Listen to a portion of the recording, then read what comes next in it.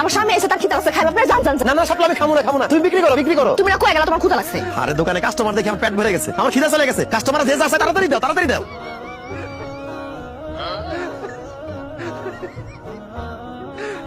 আমারে তাড়াতাড়ি আইতে কইছি কি লিগা? দোকানে তাড়াতাড়ি আইতে কইছি কারণ তুমি দোকানে বসবা, এখন থেকে তুমি দোকানদারি করবা, বুঝছো? আমি দোকানে বসুম কি লিগা? কইও না, ওই সামা তার বউরে তার দোকানে বসাইছে, এখন তার দোকানে কাস্টমারের ভিড়, আমার দোকানে কোনো কাস্টমার আসে না। সেই জন্য আমি চিন্তা করছি আমার দোকানে আমার বউরে বসাবো, আমার দোকানে বেশি বেশি কাস্টমার আসবো।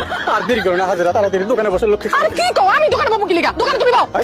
লাগতে দিব, যা। আমি যাব না। কিরে তোরা কই যেতেছস? আরে যাইতেছি আমাদের দোকানে শাপলা ভাবির রাতের চা খাইতে। চা খেতে আমাদের দোকানে জ্বালাবো কেন?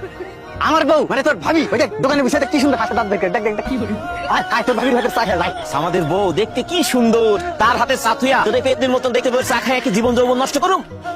সারা জীবন তুই আমার খাড়ো গায়ে খোড়া দিছস, দাড়ি মোজ চুলের ঠেলায় নাকি আমার চেহারাই দেখা যায় না। তুই কস তোর লাগে নাকি আমার মানাই না, কারণ গ্রামের পোলাপান কি কয়ে গেল তোরে কিছু পেট নি, তোর চেহারা ভালো না, চেহারা খারাপ। এই মাগি চেহারার মধ্যে সোনো পাটার মাংস না কা?